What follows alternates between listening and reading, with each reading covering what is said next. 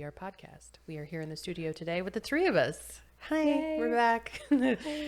Still getting used to being recorded while we do this, so if we're a little awkward with the cameras, bear with us. It is what it is. Yeah, mostly I just want to like smile at the people that I know are watching us, but I think I'm supposed to not do that, so I won't. I don't think they're supposed to. Okay. Do you just all want to do a prolonged eye contact with the viewer for just a More second? than anything, I do. I think Yeah. I looked at the wrong. Oh yeah, which one? No, that one's on her. We look at the middle one. Okay. Super Okay, awkward. cool. That's Yeah. good. That's good. Yeah. Get off.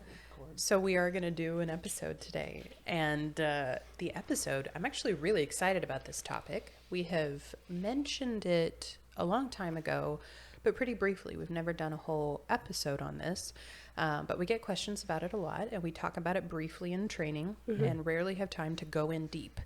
And that is doing EMDR with couples, which you can do that. That's right. Yeah. More than one human You at should a do time. that. Yes. And that's yes. usually what people say, oh, you can do that? Yeah, you can do that. Yeah. Yeah. Okay. Well, and so I think kind of one note or caveat as we get into this is that there's a lot about this that will be applicable for doing EMDR with other pairings of people, such as a parent and a child. Mm-hmm. But there's some particular nuances to doing it with a traditional couple, a romantic couple.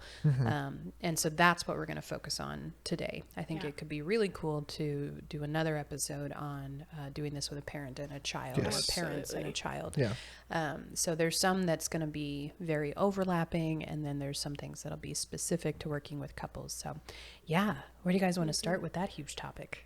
Well, I think when I think about people asking that question, like, oh, you can do that, there's such a shock and awe by it because it seems so complicated, and it is. So There's a lot to actually- manage in the room. you're right. There is. There is. And there's so many important considerations in doing it to make sure it is set up to be safe and supportive for Everybody. both people involved. EMDR as a whole has that kind of nature to it. Like, we want to be supportive and make sure they feel safe in the process, but it feels like it gets more complicated when we have two nervous systems in the room Absolutely. and two sets of strategies in the room, and we're talking about trauma in that. Yeah. So I think the key piece to that is, like, safety is still the most important ingredient, whether you're working with one or two or six people at a time. Like, we have to think about safety, and it takes longer to establish. Like, it's a little bit, you have to move slower and really orient to, like, not only do I as a therapist feel safe to do this with both of them, like, does it feel good and okay, but are they safe enough with each other? Yeah. And typically couples coming into therapy have maybe a lack of safety there. They're not feeling super safe and able to be vulnerable with each other, or they may not need the support. So that is one of the special pieces that we want to really emphasize, is, like, safety is still the key ingredient, and we're watching for that. We're orienting around creating safety between them.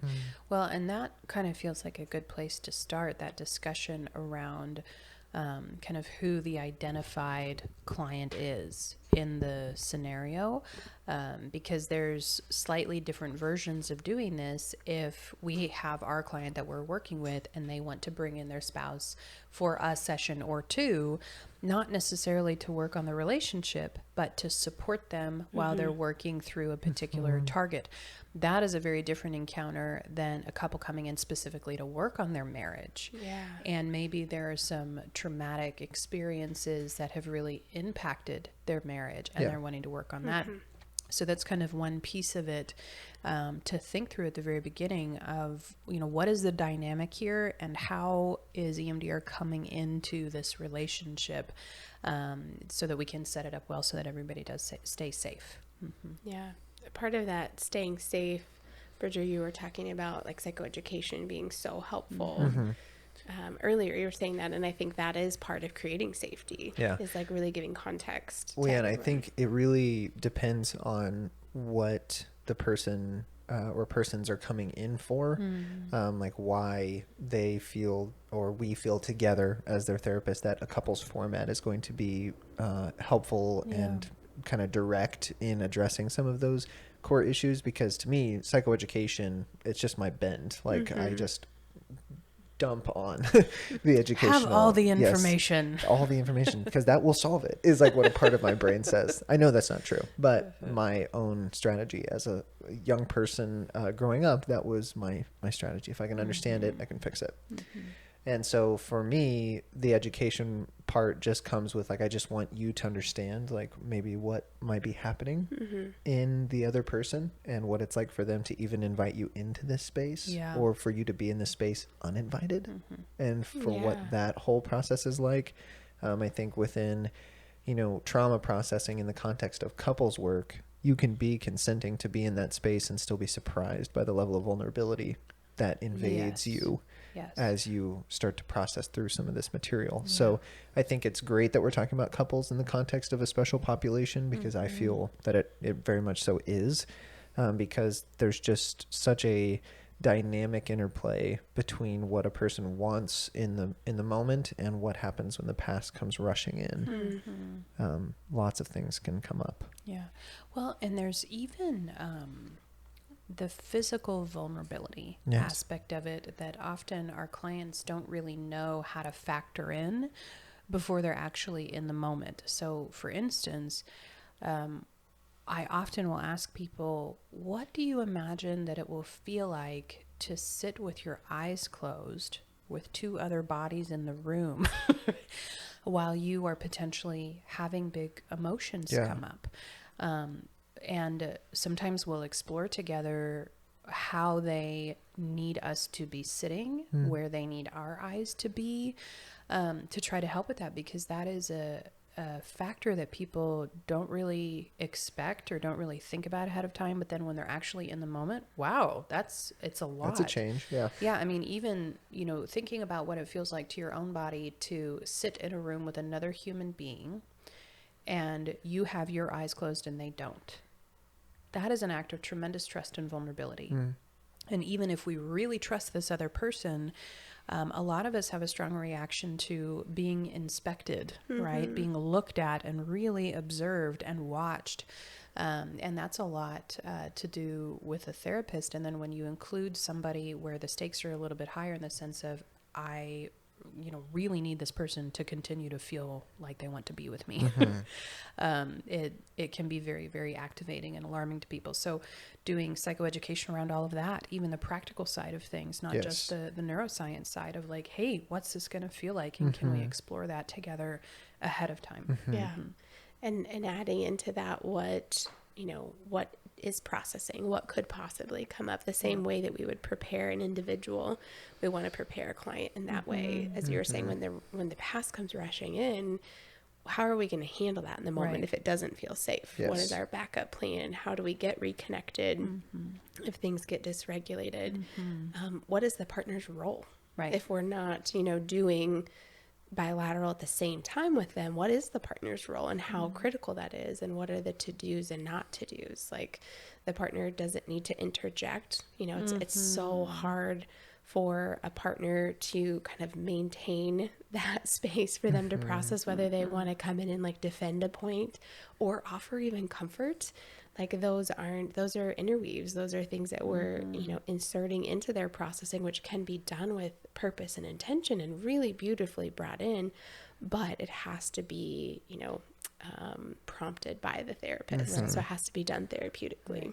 So I imagine that some people may have the question, given that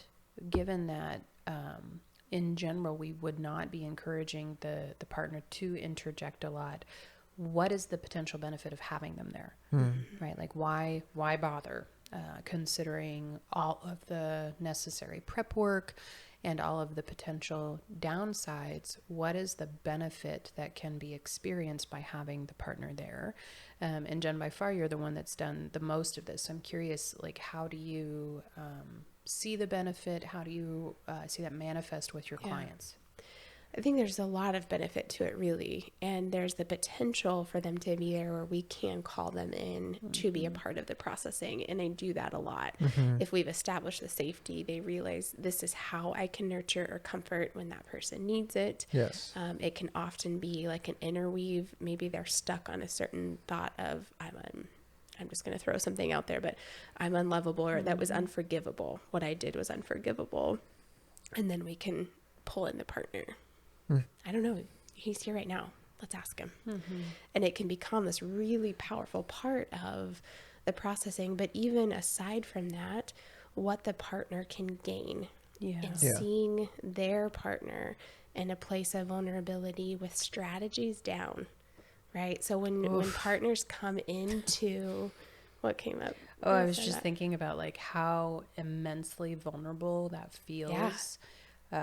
To be in that space where you're allowing EMDR to do what it does, and just the rawness of your own nervous system in that space, and then letting another human being see you in that is also then going to be on the drive home with you and at dinner with you that night. Yeah. Yes, yeah.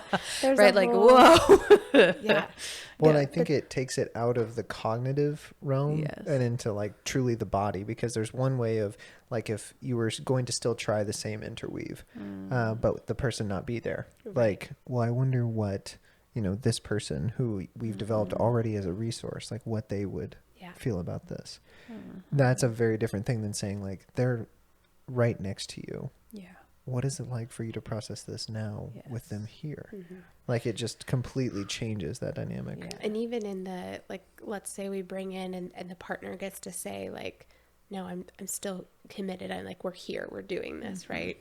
There's the words, but then there's all of the other feelings that they Yes. get as they see like the openness or the Sincerity. right. Yeah. There's all of these other aspects that even if their partner just had the language to say, well, like, I know they would say they are forgiving Exactly. me, but they're feeling it. And that's a huge interweave there, not the language side, but the felt sense of it. But my point in with like, if couples are in conflict, right? There's arguing, there's fighting, there's strategy everywhere. They have a really difficult time accessing compassion and empathy for the other person because there's so much strategy and there's pain, Yeah. there's hurt, there's fear. And so when we come into processing, what I've been able to see is the partner that observes gets to see their partner in a completely different light. Yes. Strategies are down. Yes, there's vulnerability, but there's this development of compassion and empathy and motivation to say, I really do want to connect with that version of my partner. Right. Yes. All of their Right. strategies I'm afraid of and I'm fed up with. But when I see that, I'm here for it. Yeah. Yeah. And just a tremendous amount of understanding of why the strategy is there. Yeah. Like, because you're seeing it in real time. You see the strategy go down and you see what's behind it. And that gives tremendous understanding of why was it there in the first place, no matter how troubling it is or bothersome it Yeah. is. It really changes the way that we make sense of it, even after the fact, even if the strategy continues to show up. Yeah. Because now I know I've seen the squishy bit behind it. I want to see what you guys think of this as well. But for me, one of the moments in couples therapy that's standing out to me is I was going for this, this moment of disconfirming experience. The woman of a couple was processing, and her partner came in, had been a part of a couple sessions before that, where we were specifically trying to set up this one experience. They were working on some intimacy issues between them that they were just at a stalemate when it came to processing together outside of therapy. And so we were working together in the context of an EMDR reprocessing, and the partner said something that was not good. And in every way, it confirmed her deepest fears. Yeah. And so I think in this work, also recognizing the power that's there. I mean, it's real. Like it Yeah. becomes now like everything we're saying about how extraordinary it can be in enhancing resource and ultimately, encouraging the reprocessing. It can also be something that complicates an existing kind of installed Right. negative belief.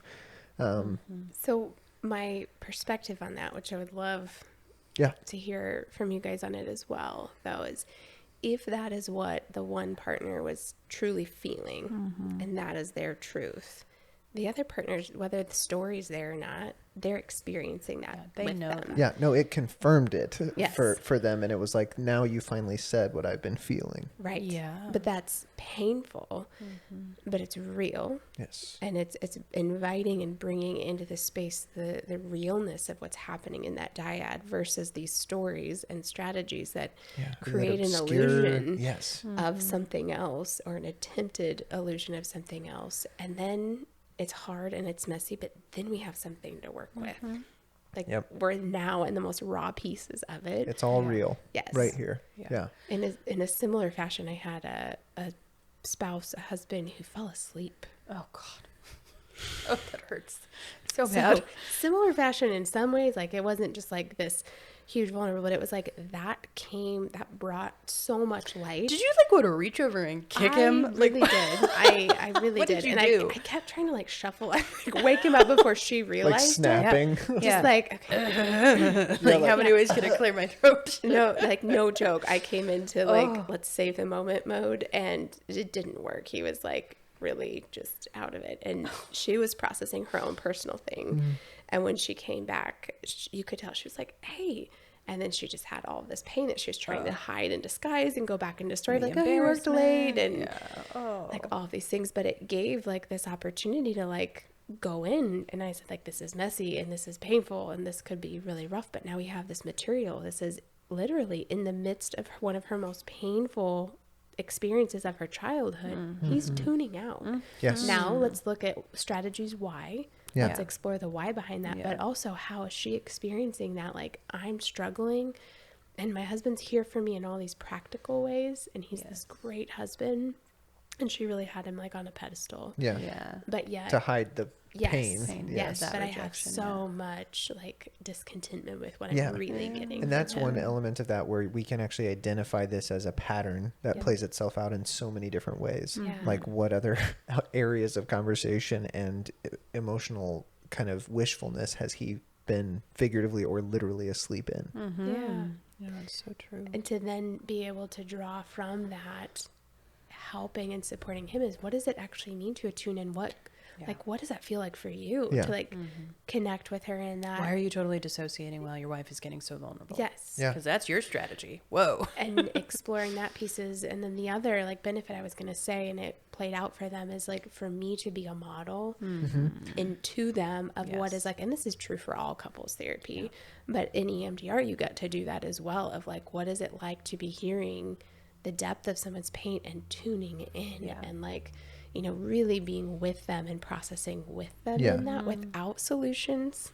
We're not problem solving here. So really modeling what that is like and how to create those disconfirming experiences. There's a like so often a ambiguous this, or like you're doing this again, you always do this. Yeah. That moment that I was just talking about in the case that I brought up, that this is something that we actually got to name for what it was. Nice. And so it was something that for him, he was able to say with new insight, still very kind of in a defensive place, because as you can imagine, when she said, like, now you're doing you said what I've been afraid of, that created a big activation in him. And he like looked right at me and was just like kind of just like, I'm trying, like, I'm just being trying honest. to be here. Yeah. Like, yeah. And she said something to the effect of, you always do this. And he was like, there it goes again. And so like going with all the big activation, but being able to come back to the place to say, we just actually got to experience what I imagine unfolds for you so often. Daily. It's just like, you know, just how sometimes the room can feel, but to be able to actually now bring insight to both partners of what this quote unquote was like for both sides, and to then be able to invite that other partner to share their experience of that was so insightful for the couple as a whole. So I'm sitting here having a thought that feels important to share, which is acknowledging that couples therapy, traditionally, we sort of have this idea that the goal of couples therapy is always to keep the couple together. And it feels important to me, for lots of obvious reasons, to say that that is not actually the goal of couples therapy, unless the couple is explicitly coming in and saying that. And there's a lot of kind of cultural reasons why we still sort of assume that that is what people are there to do when they're seeking couples therapy. But I would say that the vast majority, and this is probably as much about me as it is about them, I find myself wondering a lot of the time why people are together when it's an option to not be together. And I think that in processing trauma, there is a very real possibility of people discovering that the marriage is a strategy that has been birthed out of trauma, and healing will actually mean that they are ready to release that relationship. And so it feels important to acknowledge that as a therapist, if your therapeutic work ends in a place of uncoupling, that is not a failure of treatment. In fact, sometimes that is the best outcome of treatment if the result is about somebody releasing the need for an unhealthy dynamic that they've been stuck in. I think that's just as common as people being able to stay in a marriage and have a healthy marriage. Yeah. And so that feels like an important kind of thing to keep in the back of our mind, both for our own sake and for our client's sake, that therapy done well can leave people in a place of getting to end their relationship with less regret, with less rage or resentment, being able to do it peacefully, and really understanding that this is a product of our healing. Releasing each other and wishing each other well but going our separate ways is a product of healing, not a product of failure. Yeah. I can hear a consultee in my mind saying, well, what does it actually look like? Like, what does the standard... But like, what do you actually do right, in like, session? what does the standard protocol We look should like? talk about that. Yeah. So what do you think actually about do? that? It totally depends. I know. It is so different. Yeah. I know. And I guess I want to draw the connection between just like traditional, I'm going to call it traditional therapy of any sort that you do that's not EMDR. It doesn't just look like a certain thing. Right. Right. Like it's never one thing. It's changing, it's creative, it's individualized. You go with what shows up. Yes. EMDR is no different than that, at least in the way I would practice it with couples. We're still working with the complex dynamics of couples. And so it's about utilizing the structure of EMDR and the bilateral as a way to enhance the work that you're doing, not as a way to say forego everything else I know about couples and like just put it into this protocol. Right. It's a way to further enhance what we're doing. And so it can look so many different ways. I think maybe it's helpful to kind of start through the 8 phases, like preparation and resourcing is a huge piece with couples. Well, I was just going to say, to me, just subjectively, I find myself having a vast majority of the work I've done with couples in EMDR specifically has been in resourcing, and that's where ultimately we start to see change that creates the type of effect that they want. Yes. And we don't actually get to reprocessing anything in the context of the couple's work. But that's part of me as well, having the flexibility of saying, you know, does this season or this next little bit of therapy that we're wanting to do, does this feel better in the context of the couple? Like, would you both rather be here? Would you rather alternate, or how would you like this to kind of go? So to me, the actual, like, all the protocol is going, the buzzers are out, that with couples has been in the context of resourcing and not in the context of reprocessing. I think both have great value, but without the resourcing, we're never going to get to the reprocessing. And if we try, it's going to be so messy. So the resourcing bit of it is about, one, Melissa, what you were talking about, you can really start to get a sense of, does this couple have the adaptive neural networks of the relationship that we can draw from as we go into process trauma? If that doesn't exist and the relationship is built upon a maladaptive dynamic and a painful trauma nature for each person, when we get in and try to start reprocessing trauma, we're looking for something adaptive to connect it to, and it's like, not there. Nowhere. So this is just painful. In fact, this relationship just represents a lot of ghosts for you. Yes. Like, it's just a haunted place for you. Yes. So if in the resourcing phase, we're not getting a feel of any of that, or all of our attempts at creating connection and motivation in both partners to do the work, if that's not there, then there's no reason to go into the other work together. It's not safe enough at that point. Maybe by doing the individual processing, we can then come back to that, but it's not safe enough then. And so I think in the resourcing phase, we're really looking at, for me, it's getting like a lay of the land. What does this couple have, and what's their history been? What is there? And really finding out for each person. I love to ask separately, ask them to identify a couple of memories that were the most meaningful moments of connection for each of them, and then kind of comparing stories. So as you ask them individually, and then we come in, and it's fascinating. Sometimes it's totally different, and we've got someone remembering something 10 years ago that the other one had no memory of.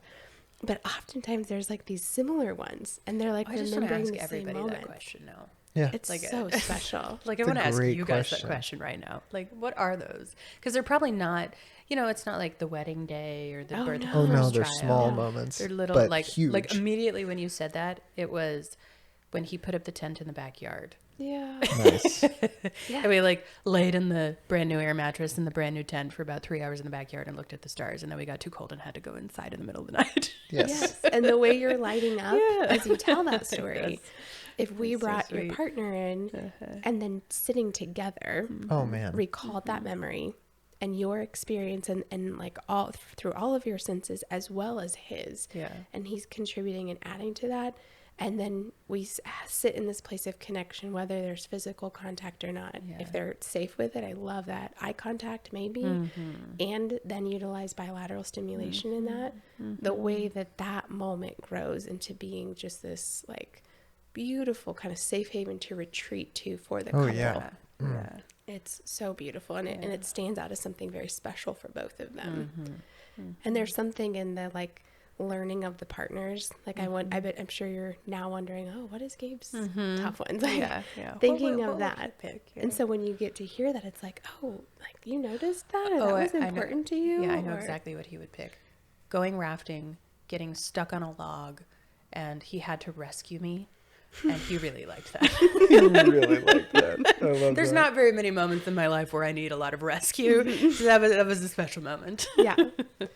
So just kind of the play on that is so powerful. I love, like, I get so excited to do that work. So cool. And sometimes we have to work to find those moments. Yeah. There's so much pain built up that it really is like this scavenger hunt almost, where Yeah. I've heard the clues And and it's then like a I'm positive like, float back almost of like investigating that affect of the original, maybe not even the original attraction, but the original bond, that original feeling of deep connection and, safety and comfort with your partner. Yeah. One of the things I'm thinking of in like moving into history taking and really identifying, what are we going to be working on if we're talking about EMDR with couples. There's this interesting kind of dynamic if we're doing that together. That the reason I thought of this is when you talked about doing it separately first. I think that's important. like a few sessions Yeah, individually. Yes, because of when we course. start getting in the context of each, like all of us in the room together, that can so quickly turn into this jumping down each other's throats in a lot of ways of like, well, what do you mean that was like, what was I supposed to, and now we're Right. like completely into an enactment as well. So to me, once we have this kind of predetermined, if we're coming in wanting to start working on some of these things, really kind of do a little bit of prep work individually to kind of get a, like you said, kind of a lay of the land of what is a resource, but also what are some of the things that you want to maybe touch back on together before we get into the context of us both being in the room and feeling like we have to either defend ourselves or like, displace blame or however we're going to do that. But Where we typically will reverse the order of history taking and preparation Yep. with individuals, I find myself sticking more to history taking first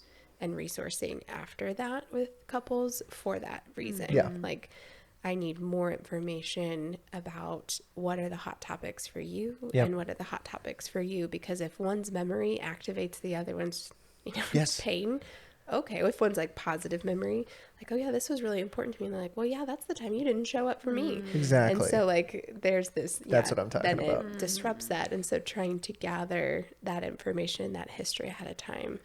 Here's just one quick example.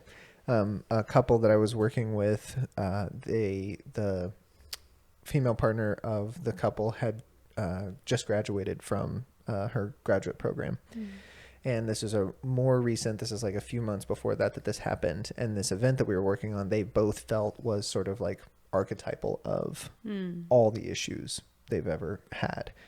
But when going back to one of her favorite moments, this was my graduation party, and I loved it. Like, I feel like everybody was there, and it was just about me. One moment for me in my life. And the other ones, like the other person in the relationship, felt that was where he felt completely sidelined.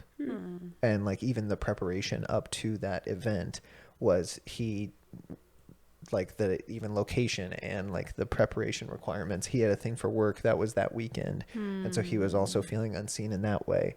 And so she's like glowing in this, like, this was like my mastery resource. Like, I felt so powerful in this moment to be able to actually like do this thing and be recognized for it finally. And he's just like, that's when you left me. Like, I was, where I were didn't you? matter at all in that moment. You didn't even, not you didn't need me, but like you didn't even, I couldn't matter less to you in this moment. Yeah, and those are really real moments, and Yes. I think like that is why their relationship's playing out the way that it is. It's these like missed moments of attunement with each other, and like, you know, different meaning in situations. And so getting a landscape of that first through history taking. Another history question I love to ask is like, tell me about the time where you realized you were first in love with this person. Like, when did you first feel that? And we're trying to access that memory network of that like deep feeling of love, and different types of love, and like throughout their history, that early love that just felt so exciting, but then the like committed love, and then, you know, like going and talking through those and finding like, where do those live in your memory and in your body, and how do we begin to invite them back? Because so often by the time they come to see me, that's like so far away. It's so far away. And So- they may even be like actively repressing and rejecting those elements because of all of the hurt that is built Absolutely. up. You know, the grief of it not being what it was back then. So all of that, I mean, there's so much in history to collect, but looking for those glimmers, those moments that we can really try to enhance to create a sense of like motivation, partnership, same team mentality as we then start to move into what is the trauma, what have you guys faced, what do we need to be reprocessing. Well, and one thing that I think is kind of another piece of the kinds of traumas to think about that can really be beneficial with couples is shared grief and shared trauma. One of the facets of shared grief between couples, especially if it has to do with a child, is that there is so much holding back of the natural grief process for fear of activating the grief of your partner.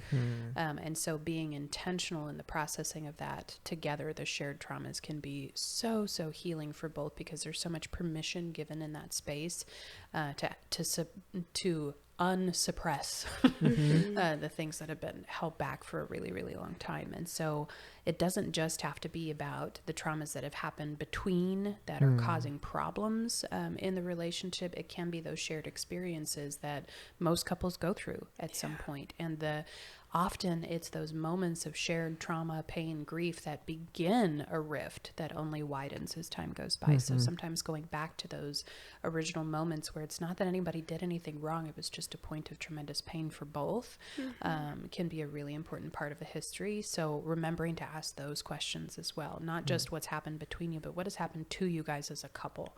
Like, what hit you guys really hard as a family, and how has that changed and shaped your dynamic? And those moments, as you reprocess those, now become these new moments of like bonding and connection and support for each other. That's so true. So that, you know, continue to unfold through the rest of the phases, really. We get into reprocessing, and again, if it is a trauma that they've both happened to them or maybe even between them, typically what I will do is have each person reprocess it from their perspective. Like they're reprocessing their experience of it. So it's not in the activation, it's not both people processing at the exact same time. I was just going to say that is one of the questions that I do get about couples is like, do you have two machines and you're like both hooked up and you like start the things at the same time? Yeah. Do then the BLS speed has to be like synchronized or like, Yeah. Well, so there is one version of resourcing. Resourcing. Yeah, where it is very much a shared experience. And one of the ways that I think is really cool is if it is synchronized with body. And there's Yes. multiple ways of doing that. So one way is, one person is actually administering the BLS tactily. We don't really tell people to do eye movements on each other as much, but tapping on each other, and we can kind of be the metronome and tap along with them so that they can really sink into the experience. So they're getting that touch, they're getting that skin to skin contact while they're receiving the BLS. And both people are getting BLS because when you're doing tactile BLS, you're getting BLS in your own body. The other way is if you have buzzers, Yes. if you turn them way up, you can have somebody put their hand over the other person's hand. the other, Or hold That's the hands. way Yeah. I love that. It's just like in the finger palm Right. of each hand, being able to say, this is where one buzzer Yeah, is and so the buzzer, other reaches yes. over and And grabs. so both people feel the sensation Yes. at the same time, and It's it's this cr- lovely and they're shared. holding hands. Oh, so sweet. Yeah, and you can do this with parents and kids too, and it's Yeah. just perfect. There was one of my most like precious moments was the buzzers weren't doing anything, and this was a end of life issue for male. Older gentleman knew that this was coming for a long time, and so we're working on just like grieving and preparing. And wow, and they did lotion with each other.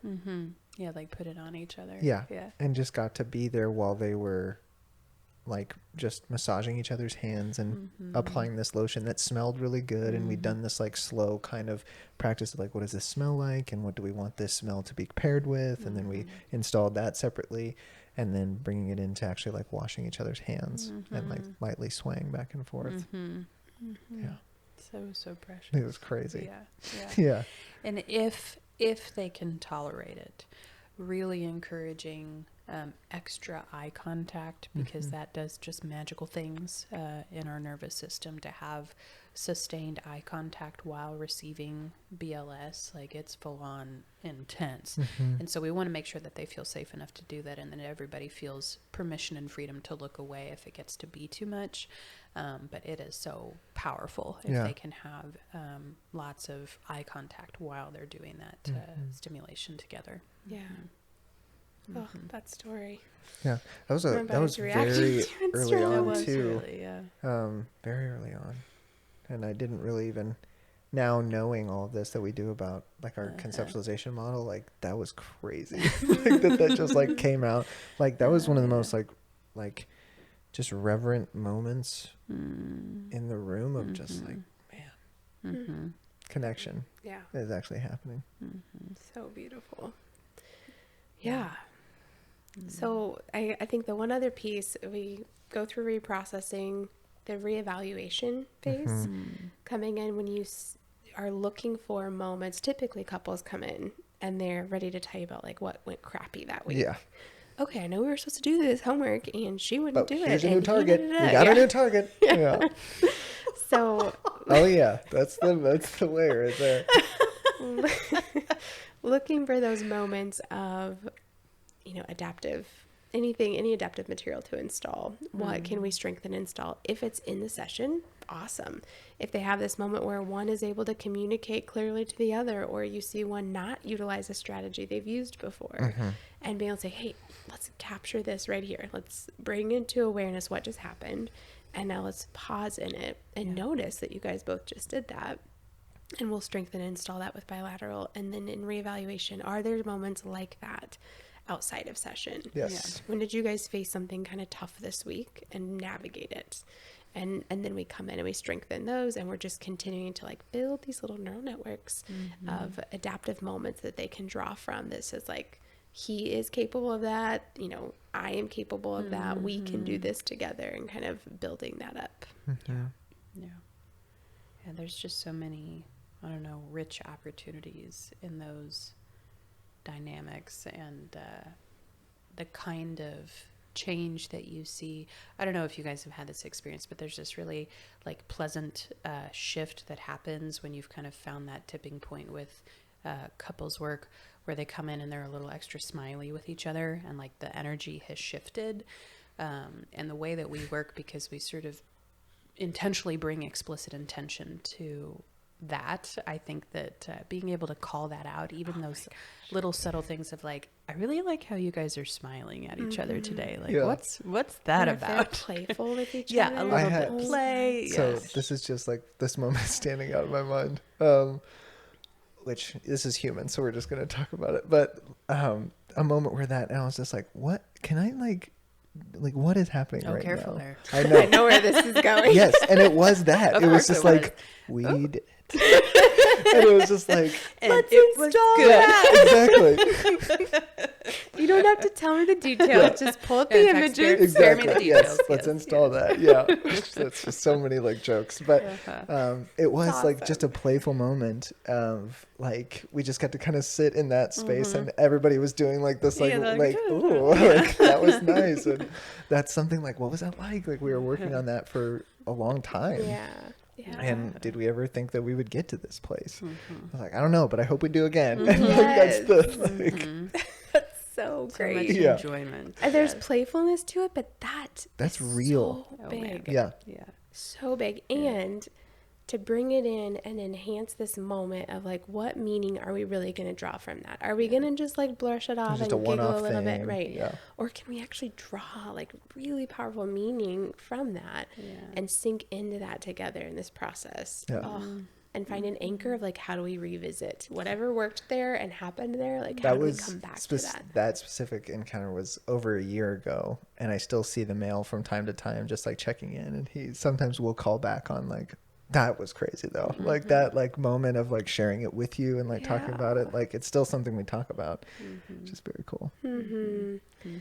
Richard, we've done a retreat for couples, Yes, and something I really wish we could do we more have another of. one coming up actually. We do. Yeah. I was gonna say we can. Yeah. We just don't talk about it very often. It is so powerful. And I want to mention on here for a couple of reasons. One, it fits the topic, but two, like send your people or yourselves for these retreats. Yeah. It is, I mean, I love doing retreats, period, but with couples, like it's just something so special. I think I just really like working with couples, really. Like it's so special when a couple decides to make that kind of commitment. There's a different level of motivation already. It's Yeah. not like I'm just going to check the box. There's usually like a true investment financially, time, you know, personal vulnerability in that. And they come in, and the way the couple that we had worked with before, you had worked with the male and I had done some of them together and then worked with her specifically, but then we were able to do co-therapy. Yes. And that was neat. But one of my favorite moments was they did a couples massage with Kara, and I got to be in the room, and she walked with each of them of teaching like their partner how to touch them Yes. in a safe and like a way that felt Soothing really good. and Yes. Nurturing, pleasant non-sexual way. touch. Yes. And it wasn't like smooth at first. At first it was like, ow, that hurt. And then they're like, he always pushes so hard. No, I think it was actually her. She always like is so pushes so hard. And then she was like, he like barely touches me and it feels weird. And so Kara was like guiding them in this and like modeling it and demonstrating it. And then I got to be kind of just like a fly on the wall and observe while also stepping in and like bringing in like the themes of what we were working on to it. And then we got to install it all as resourcing. And it Like was you just don't get so those types. amazing. Like that's just beautiful. It was so beautiful.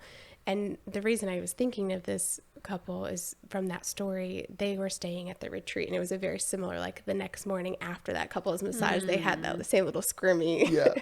And to like just connect and talk about that. And that Yes. was like a huge thing in their marriage. Yes. And we set them up on a date night on one night and like had this like a date night out and a moment to connect over. So really cool stuff. Yeah. And you get, 3 to 5 days to just focus on the Yeah. relationship. I'm curious what, just kind of in closing, like what are some of the main kind of takeaways for you both and your experience of working with couples? For mine, it really is just like recognizing the power of what you're inviting them into. Like it's something to be very humbly considered. Yeah. because of, we have all of these strategies that we build over time with the people that we love and that are close to us. And so when we start to go back in time to before we met them and process through some of the memories that actually formed those strategies in the first place, that's powerful. Like, it's something that we have to just pay attention to and be mindful of, knowing and giving context as much as we can throughout that process, that, this is what might come up and this is what it could feel like. And so I'd love for us to talk through that and really have some lighthouses to look to once we're in the midst of the sea, in the midst of the waves. Yeah. I think what's coming up for me right now is just this sense that regardless of what the outcome is, and I know you were kind of talking about that earlier, it's not always just the goal, any direction. I think when I sit with a couple, I don't even really have the long term in mind, but it's the regardless, we heal in relationship. Yes. And so no matter what the outcome is of that relationship, and if we can kind of like let go of this rigid construct that we have to like figure something out and put this pressure on, like, as humans, we heal in relationship with other people. And if these two are coming into my office to see me and have already committed, a chunk of their life to each other, this is a really good opportunity to heal with another person if they have someone that can support and guide them through that. Absolutely. And so that's just something that's always like really in like the forefront of my mind in my work. Yeah, mine is not dissimilar to that. It's really about being mindful of all of the assumptions that get made about committed relationships and marriage and everything that we tend to bring into that dynamic as a therapist, and that the people in the relationship might be bringing in.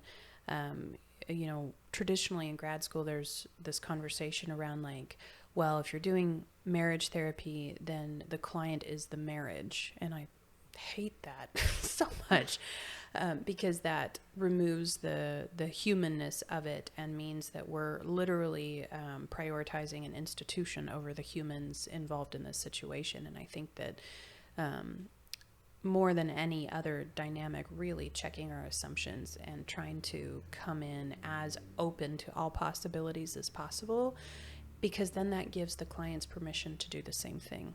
And to kind of be released from all of the conventions that say there is a right way to do marriage, and if you're not doing it that way, then it's wrong and there's something wrong with your marriage. I think that the outcome of marriage therapy is that two human beings are safe and secure in connection with another human being, whatever that looks like for them. And so being open in that way and using EMDR to welcome them into more safety in their relationship, whatever that happens to look like, it's powerful. And we do need to be careful because if we don't check those assumptions, we can be administering a really powerful tool in a very vulnerable situation. And so there's a lot of carefulness that needs to be present. Absolutely. But yeah. All right. Well, thank you guys for tuning in on this, and we're excited to keep diving into other special populations and bring in more just fun stories. So, all right. We'll talk again soon.